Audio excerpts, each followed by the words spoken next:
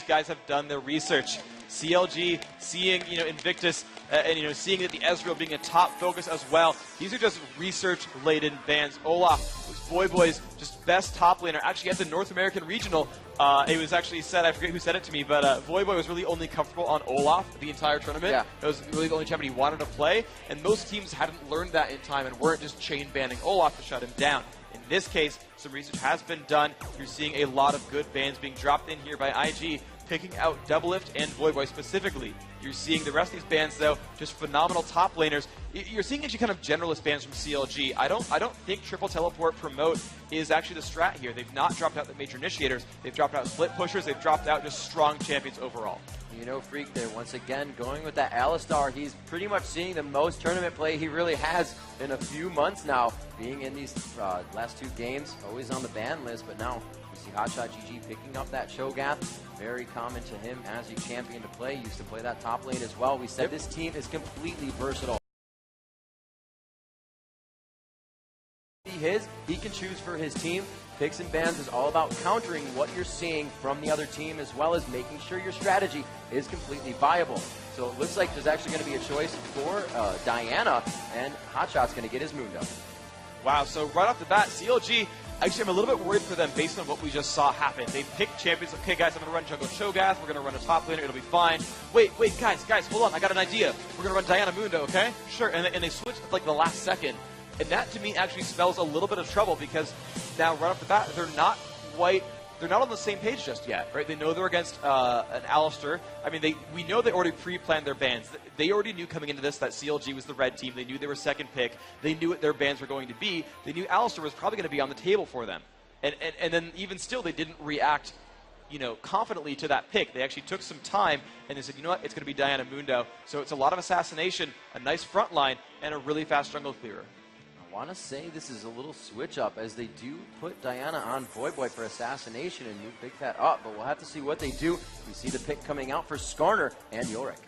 This is interesting here. So it's got a heavy front line, heavy initiation here from Invictus, and that Yorick side lane, though, is very, very versatile. He can win pretty much any matchup here.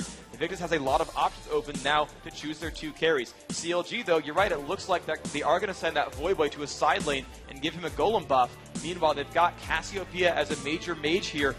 Is going to be really good at wave clearing. They still have to pick their AD carry. That's still last up in this lineup, but they've got a very likely golem buff, bottom lane Diana, jungle Mundo, Lulu up with an AD carry, and Cassiopeia might be mid, might be top, but that would be a little bit risky here. And we're going to see what the rest of that lineup is going to be. Meanwhile, Invictus picking up their last few champions. Looks much more like a normal sort of standard lineup here. Corki's going to be teamed up with Alistar. We've got Skarner in the jungle as a phenomenally strong initiator. And actually, this is interesting because Cassiopeia is a great pick against Skarner. Skarner's going to be up at the front trying to dive someone and pull them back into his team. But when he does that, he just sets himself up for easy counter initiation from Cassiopeia. She can kind of stop him in his tracks and really set up a nice fight. So CLG finally now picking up that Graves for a full lineup here. There is a lot of area of effect. That is going to be the term I'm going to use for Counterlogic Gaming. Graves Lulu can push really, really hard. Cassiopeia and Diana can wave clear. Dr. Mundo, a great frontliner also with a lot of AoE damage. So CLG looking very, very strong here. This could be very, very good. Yeah, this is really interesting, Freak. How many times in Champion Select of any huge tournament do you see really the AD carry super focused for both teams? Yeah, it depends though, because with the only real super contentious ban being Ezreal, Sivir is more of situational. CLG runs her in a split push type of strategy, and that actually might have been a reaction there when they knew Sivir was banned. They had to switch pace and say, oh, okay, we're not doing triple teleport promote. Let's run something new, and they changed their bans around. That might have been the case here, but you kind of see an interesting scenario where they've run kind of more of a standard type of composition. And actually, Chowster looked like he's going to Q dodge real fast. Going to get that game recreated in a second here. But basically, you've now got a new situation here. It's an area effect comp coming out from CLG, making that reaction. Invictus Gaming looking just strong overall with a great front line and a great back line as well. As to your question though about AD carries, right? The first game we saw of the day, they insta-locked Ezreal because Ezreal right now is the hottest, most contended AD carry here between these teams. So when you drop that off the table, you no longer really care quite as much about what's there, so you can kind of pick your champions a little bit later on. So, Freak, what do we see really coming in for these games after this? It's going to be IG 2-0 if they win, and CLG down 1. How is that going to work for them in this group stage to come out? IG is on their back heels right now. Yeah, Invictus Gaming, they've got to make sure they win here. This is do or die for Invictus. It's very, very scary. It is so hard to get through a group when you start out 0-2. If there was a tiebreaker, if there's a big three-way tie, and if there's any group that would have a three-way tie, it is Group A. These teams are really all on that same level here. You can see SK, CLG, Invictus, Frost. Any of those can pull ties together. But if you're Invictus, you don't want to rely on that. You want to get your record going forward and push ahead. Again, they said they were 75% confident in this match. They had a really good chance of winning it. They feel really good about that match overall, but there's still not a heavy guarantee here. They've got to make sure that they play this game right, they get themselves to 1-1, and they win that last match against SK. This is really, really big here. Now, CLG on the same side, they've got kind of a vengeance here. They've got to come back and realize that they want those same wins. Azubu Frost 2-0'd them in Korea just a few months ago on LAN. You know, that's a scary place to be in. CLG is facing a lot of teams that have good records against them in professional competition. CLG needs to avenge themselves over and over in this group here. It's a major, major matchup for both these teams. You know, Freak, let's talk a little bit about that tie matchup if it happens. How is this going to work? So if we end up getting a three-way tie, whether it's one team going 3-0 and every other team is 1-2, 1-2, 1-2, or if we have a three-way tie where one team is 0-3 and three teams are 2-1-2, 1-2-1, it's going to be another playoff. The three teams are going to go head-to-head again and see who's going to come out on top of that new, smaller three-man group. And they're going to keep doing it over and over until an actual winner is declared. Theoretically, we could be playing League for like 25 hours a day if they keep tying with each other. I wouldn't actually mind that. I love this game. I'd cast for days. Crowd, a couple of cheers there as well. I realized that. We've got at least 12 games lined up for you today. We're down 1. We've got at least 11 to go. Tiebreaker could happen. We never quite know. But these guys have finally picked their champions back up. We're going to be getting into the game very, very soon. Yeah, this is going to be a great matchup, Freak. Invictus Gaming's lineup just says, we are going to initiate on you over and over again. Once somebody gets pulled out by Skarner, you're going to be locked in by Yorick and by Alistar, and it's just going to be very hard to get out. How do you feel about the matchup down bottom? The safe ADs were gone for Doublelift to pick. He loves Graves, but with the movement of Corki, could that cause some problems in the lane? Graves Lulu versus Corki and Alistar, actually, I gotta say I like the chances here for the Alistar Corki lane overall. I think it's a bit stronger. I mean, you saw they first picked Alistar going confidently saying, yes, we're gonna go for the aggression, we're gonna go for it, let's fight. And Invictus has a bit of an advantage here in coordination as well. They are all aggressive players, they want to go all in, laning with an Alistar together with a Corki. There's a lot of pressure available there for Invictus. CLG, though, it's going to be a bit harder. They're going to be on their back foot. All right, guys, the teams have made their selections. If you want to see Invictus come out on top and take care of CLG for a second time, let me hear you. However, if you want the home team here, Counterlogic Gaming North America, to represent their region on home soil, give it up. All right, Freak, the game is underway. We're seeing these teams now gather together in their positions. Oh, seeing that Skarner come out. Hotshot puts himself in the push. Sees 3. Takes a good chunk of damage, Freak. A very good level 1 fight here to come, but it looks like that will stalemate it, actually, with the amount of damage done. We do see that CLG is going to be a little bit on their heels because of that and the amount of damage Hotshot took. Well, thankfully for CLG, though, they've got some time still. It's only 50 seconds into the game. He can recall, get himself back up, and go back in. Ooh, Big Fat getting forced to flash away. Chowster winning out from the wings as well. This is interesting. CLG burning now 2 of their flashes, are now really on the defensive here. They know that their teamfight presence is not going to be quite as strong. Hotshot actually choosing not yet to recall and is staying at low health. This is a kind of a risky proposition. I don't really... I'm surprised at that a little bit.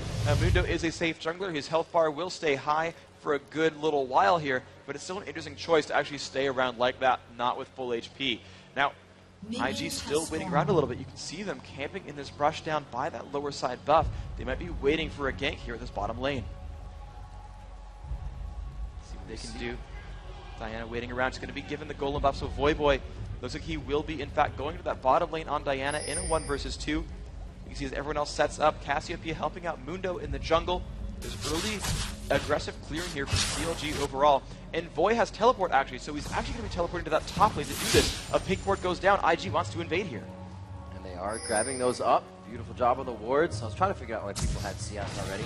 And we do have it going down onto the blue. Looks like IG is quite far in there, but they're not even being seen. They're going to get out of this one quite easily. PDD now onto the other blue as well. This is really, really a great opening here for Invictus Gaming. That wonderful invade put themselves in a great situation. PDD just picks up that kill onto that golem. He's going to get himself back to that lane. They do a 1-versus-1 with golem buff on Yorick. He's going to be able to outlane Voy, I think, pretty easily here.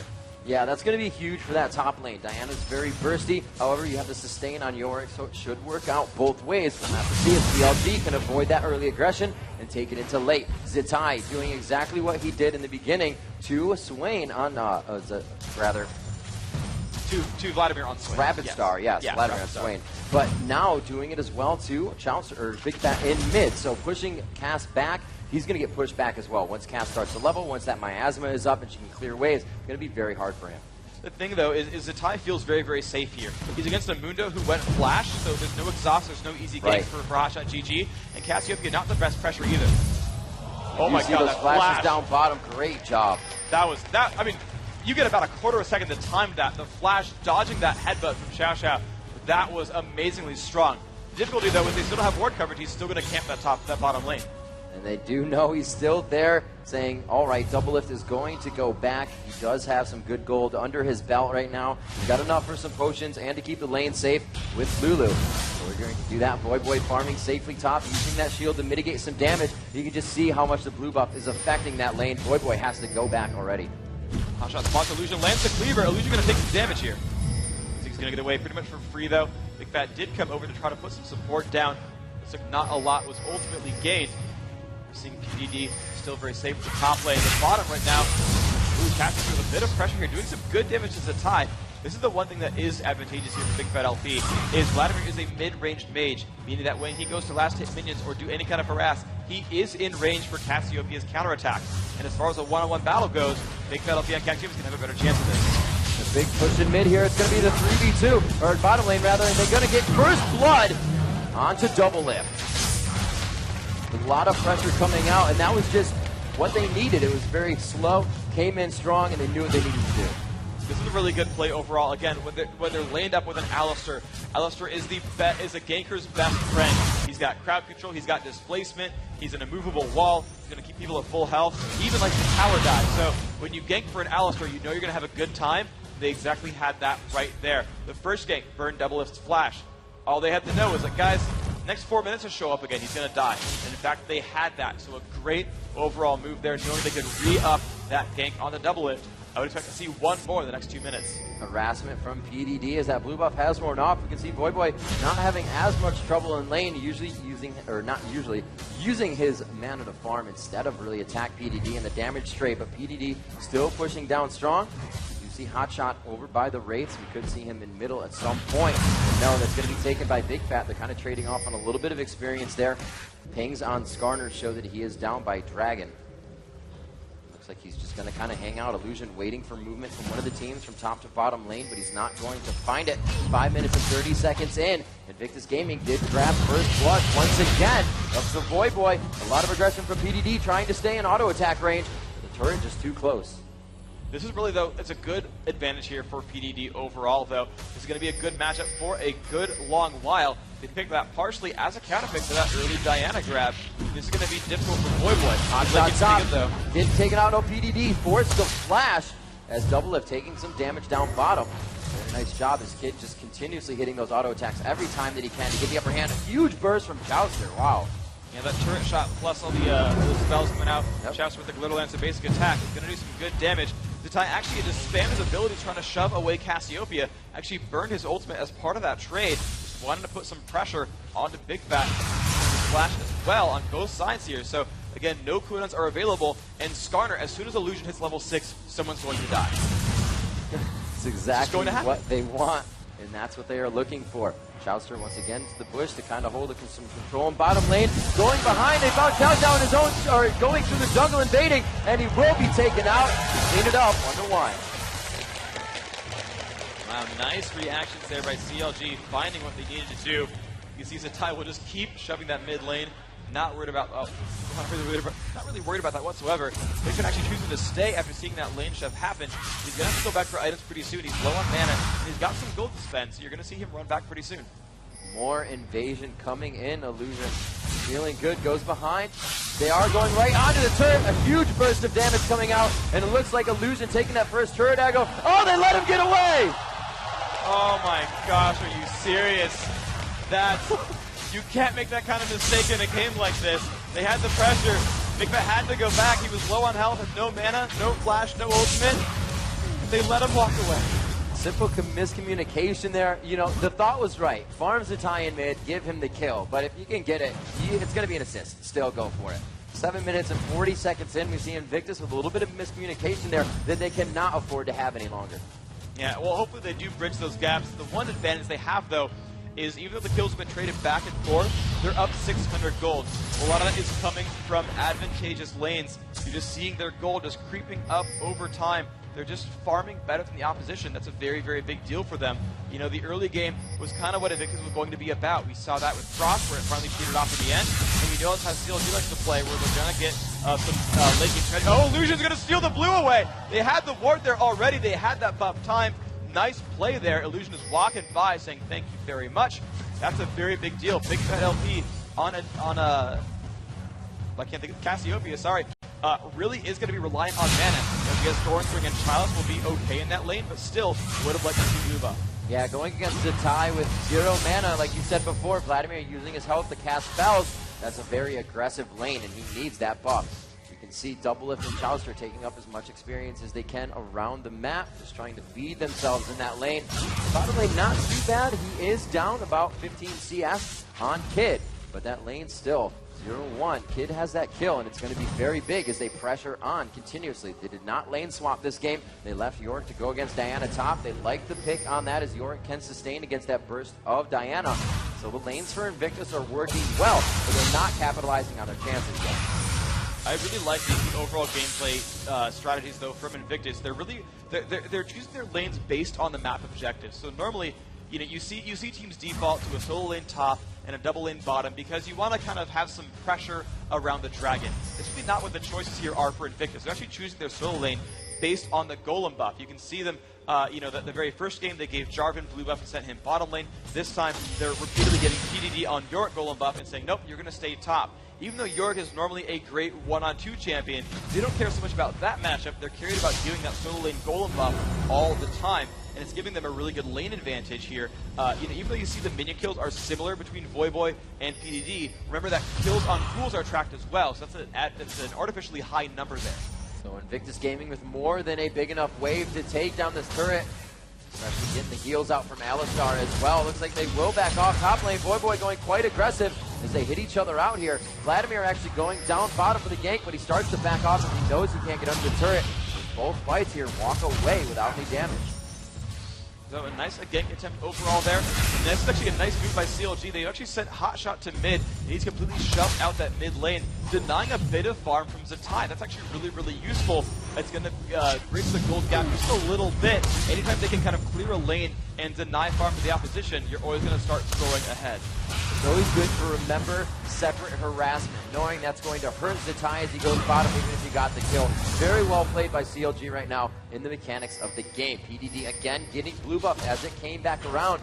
Not much needed from Vladimir, and with the control of CLG's blue buff, they don't have to worry about that lane getting lost. But the one really good thing here, though, is they're going to keep that pressure onto the turret. The first turret kill going down right here for Invictus. They're going to keep that pressure going. You're going to see, again, just farming against each other in the mid lane. There's not going to be a lot done there. There's great wave clearers, great minion farmers for both those sides. You're not going to see, outside of a giant gank attempt, heavy pressure on either of those turrets. But the sides, they're absolutely available. We could see Skarner come in for someone in the near future. Now, I don't think he's going to be able to gank for Voyboy all that well. Ultimately, the lane matchup does not really reward ganking Voyboy's aggression. Yorick is not the best at bursting someone down. He's just best at being a bully, leaving him alone and letting him make his play. So you'll just see him grow over time, and they're going to let that be sort of a late game lane because they're going to like what Yorick does here. Instead, their pressure is going to be on Big Fat LP. got to worry because his flash and ult are back up, but they can still make the moves there. And the pressure has been on that bottom lane as well. So Hotshot going for 2 Doran Shield in the jungle. What's the purpose of this? To just get himself tanky for early aggression? He's basically worried about a lot of attack damage early on, and allows him to sustain himself just in general in that jungle. He's got health for gems, those Doran Shields, a lot of health and armor as well. I think it's actually not even so much a counter strategy, but Hotshot realizing that Doran Shields are hyper efficient items, and realizing, guys, just buy Doran Shield. They're really, really good. Right, Tear of the Goddess going out on top to Yorick as he builds up his mana for himself, continuously sustaining in lane. The blue buff and everything just synergizing very nicely with that lane.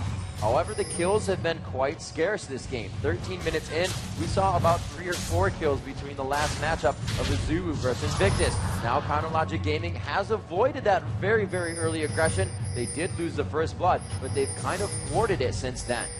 Yeah, I really only expect to see moves at the bottom of the map right now. We've got oracles now on both junglers, so you're going to see these lanes get a lot less safe very, very soon. You guys have invested 400 gold in an item, lets them see invisible units such as wards, clear them off the map, and really sort of deny that vision so that ganks can come in blind and get behind people. So you're going to see a lot more aggression coming very, very soon from Illusion and Hotshot. Great CS in mid so far by Zatai. He's looking at 118 minions that he has farmed up. That's going to be gold and experience for himself while even being denied. We saw Hotshot trying to get to lane and harass him a little bit as he went down bottom. It was a good job, though, that the lanes followed each other. Each team is really keeping themselves in the game mentally here, especially first game of the day for CLG. Oh my gosh, that was a near steal. That was a nice attempt there by Kid. But because of Hotshot's Oracle, they had that swept out. There were no wards in that brush. No one was able to time that buff and clear it away.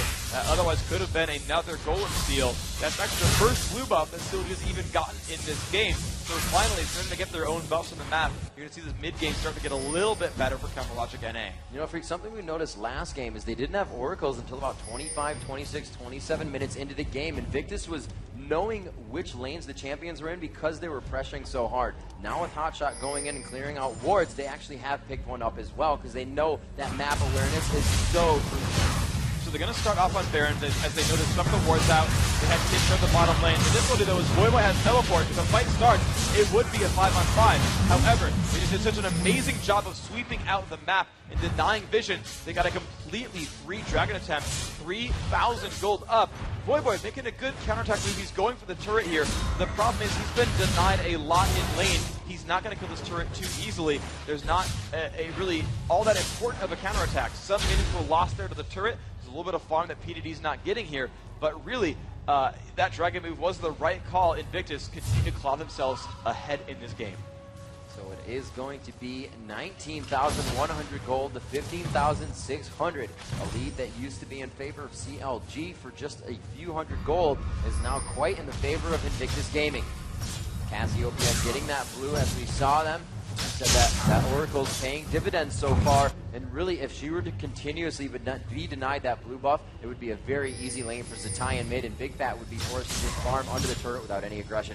Hotshot coming in here, the Oracles to face off against each other, but Voivoy comes in as well. You'll see movement from Zatai here. Big Fat's kind of trying to hold him off as well. They get the flash out of Illusion. This is already an amazing play if they can get out without wasting the summoner. But it's going to be a big fight as PDD comes down. They find themselves in the 3v3. No, Voivoy flashes as Twin Fang comes out to spit out a few bits of damage. Xiao's out very close. They take out Voivoy. Big Fat forced the flash as well. This is quickly going in favor of Invictus Gaming.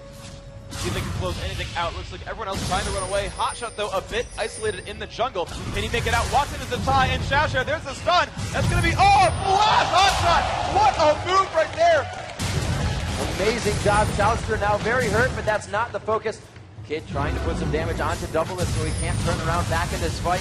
A beautiful push here in mid. Invictus on the aggression that we saw very early against the Zubu Frost now as they just continuously go for turrets. It looks like they will full on go for this one. Xiao Xiao taking some area of effect damage from Big Fat. And it looks like he will be able to clear and save the turret at 16 minutes. And that is one of the reasons you pick Cassiopeia. She is great at clearing out minion waves. Really up there with Twist of Fate and Anivia as really good counter pushers. So CLG keeping that turret alive is actually hugely important for them. They cannot give up more mid-game advantages. They need to withstand that IG aggression. The fight's been going in their favor, but only down one kill. The turret's been going away, but only down one. The dragon's been going away, but only down one. CLG are just barely holding on, but they need to get something back in their favor pretty soon. Freak definitive minion kills in lanes, 129 to Yorick, 103 to Diana. Boy losing that top lane quite a bit. Middle lane goes down, however, and they get everybody some very much needed gold. We see Zatai against Big Fat, 142 to 107, and the AD carries Kid versus Doublelift is 132 to 99. That average is about 25 to 30 more CS on 3 of the heaviest carries.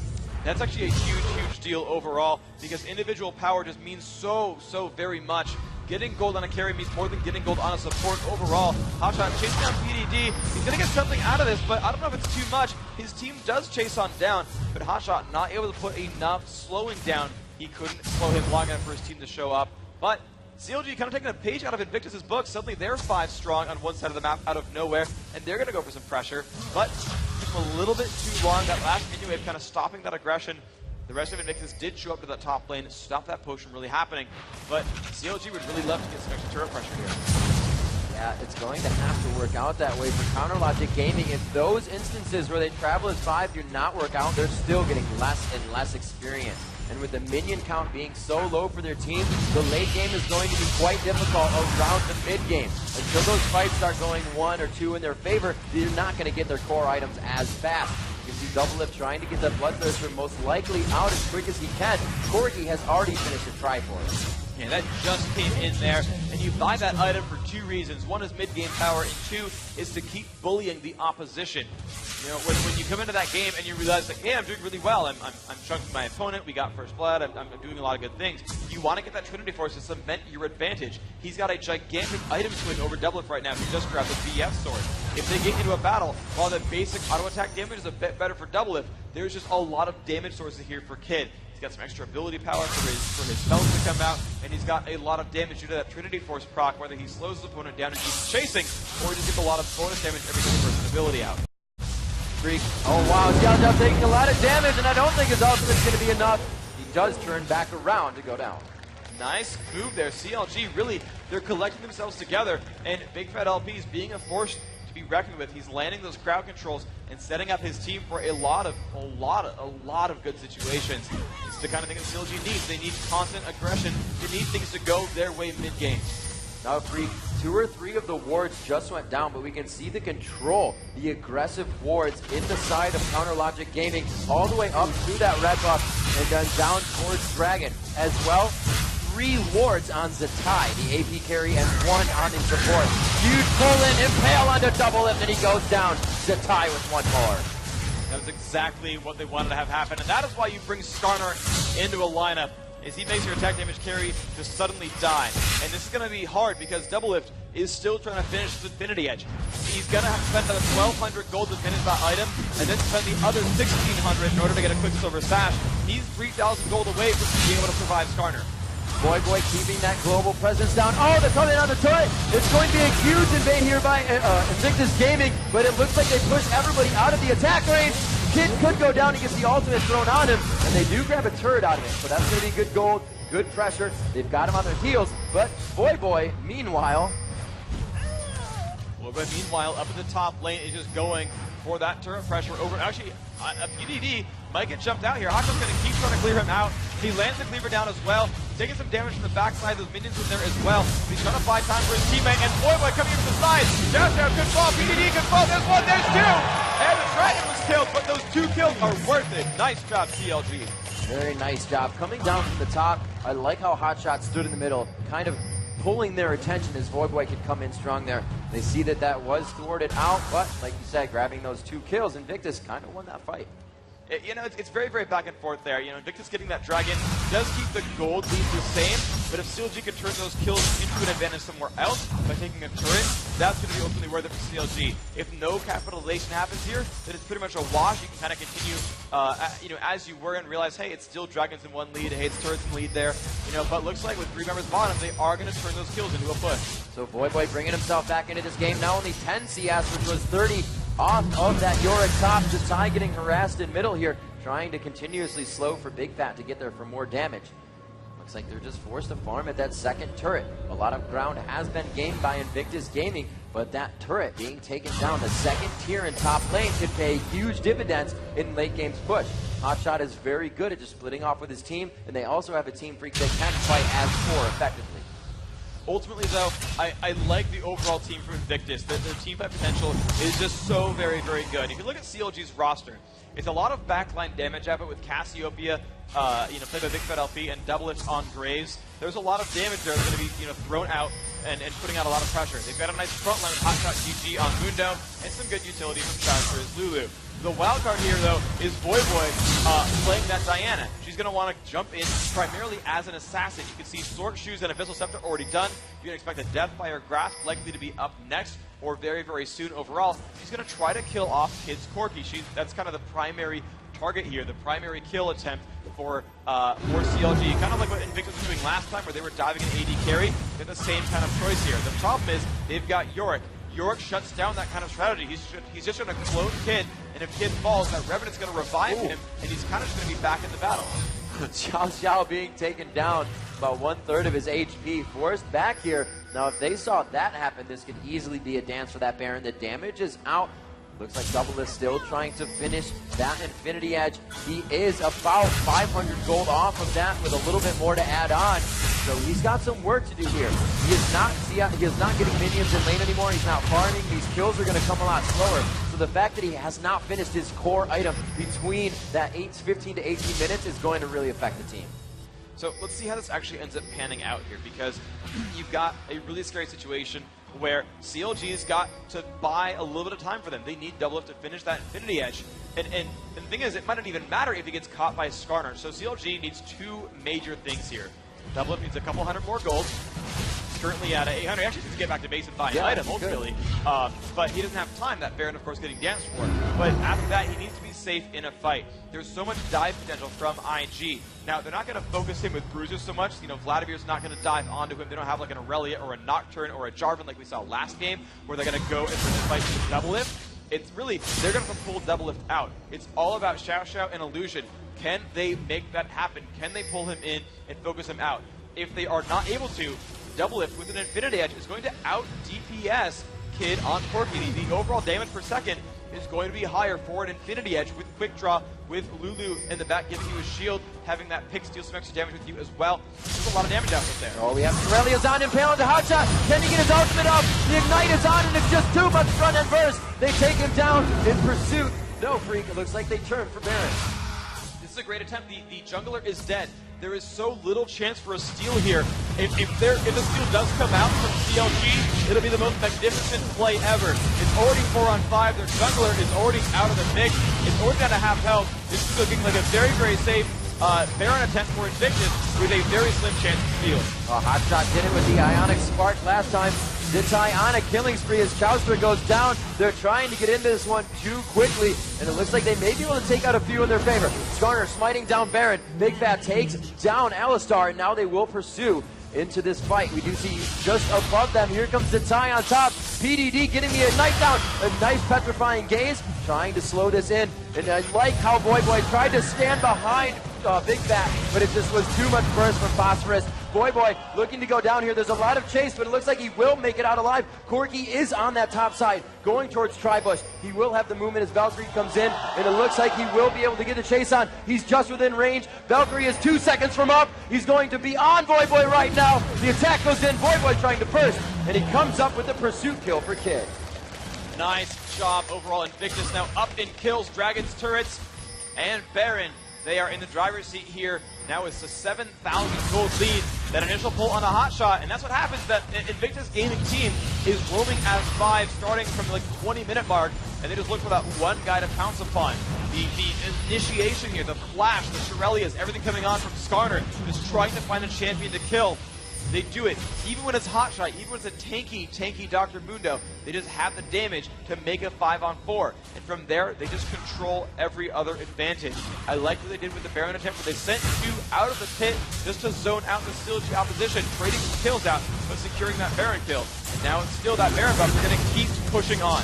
They have a great team for pushing these turrets. Wild growth going out on Hotshot, but again, the Ignite goes down and he is just obliterated. The ultimate not even saving. This is really one of the weaknesses of Dr. Mundo, is his mid-game crush is when he's least tanky. Now, a lot of times you see them go for early gold generation, Nautilus and Maokai, they'll grab a Philosopher's Stone, and a Heart of Gold, and they'll just sort of try to get a Glacial Shroud finish in time to be tanky.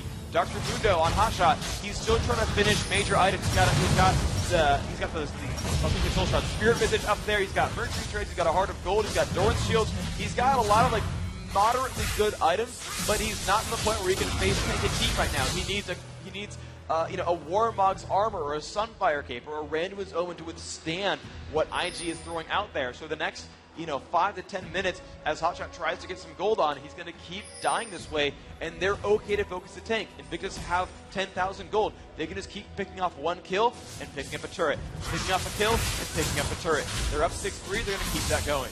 Freak, I like the last donation. We saw Corky, there was Kid, and PDD going in for red buff, and they gave it to PDD. What's the point of giving your melee that red? Well, there's a difference between giving a melee champion and a ranged champion that lives with us. But when you're a melee champion, your slow is actually much heavier, and you're going to kind of just see him in general, be in the front line and land a lot of basic attacks. On the other side, though, of course, Corky with that Trinity Force has a slow anyway. They don't need to stack them. Good slow back, keeping Illusion off the last Impale as Chowster is the one in the backside to tie. However, they're looking quite aggressive as he builds up his Tides of Blood. He gets more spell vamp in his attack. A hit out on Chowster, and they are the one to find him. Still, I believe, not having the headbutt. No, they go for Chowster. Wild Growth pops him up. A good slow for the entire team. The Glitter Lance could not be enough here. The Valkyrie in. Kid picks up another kill. 5-0-2 on the match now, and they are going for the inhibitor turret.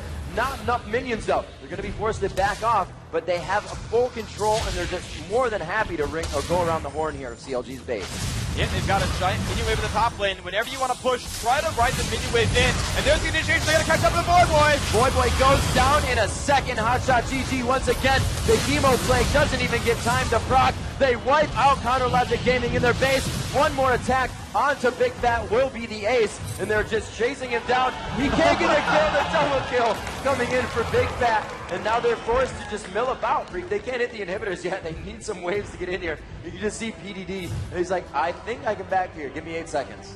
Well, they're going to try to regroup here. Invictus, oh, looks like the GG call is out. They don't even care. They're just going to die to turrets for free. Why not? GG called out. The surrender vote is in, guys. Congratulations to Invictus Gaming. Bringing it back 1-1. They're taking the win over Counter Logic Gaming. An amazing game played there. And sometimes in the group stage, you really need to just sit back and say, this isn't our game. It's not like we can go into a best of 3 here. So let's rethink this and come into our next matchup.